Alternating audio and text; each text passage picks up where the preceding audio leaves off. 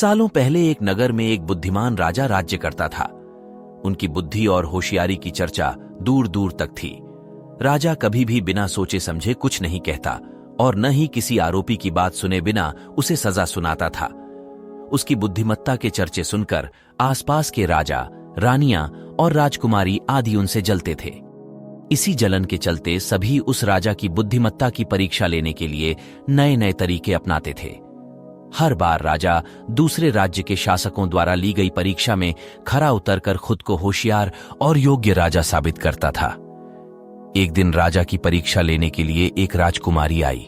उसके हाथों में 2 फूलों की माला थी। दोनों माला में से एक असली फूल से बनी थी और दूसरी नकली से। उन दोनों मालाओं को देखकर उनका ये भेद बिल्कुल पता नहीं चल पाता था।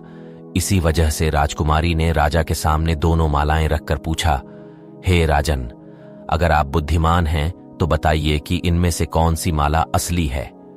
राजदरबार में बैठे सभी दरबारी माला को देखकर हैरान थे, क्योंकि किसी को समझ नहीं आ रहा था कि असली फूलों की माला कौन सी है।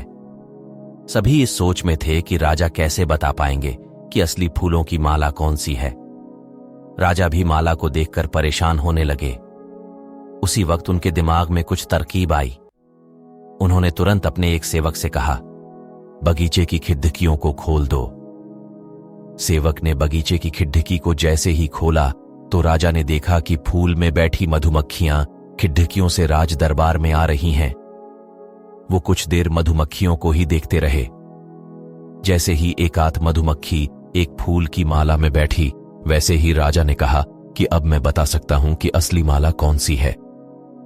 राजा ने तुरंत उस माला की तरफ इशारा किया जिस पर मधुमक्खी बैठ रखी थी। राजा की होशियारी देखकर दरबार में मौजूद सभी उनकी तारीफ करने लगे। सभी कहने लगे कि हर राज्य को आपके जैसे ही बुद्धिमान राजा की जरूरत है।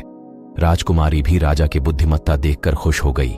उसने भी बुद्धिमान राजा की तारीफ में कुछ शब्द कहे और वहां से अपने राज्य की ओर निकल पड़ी।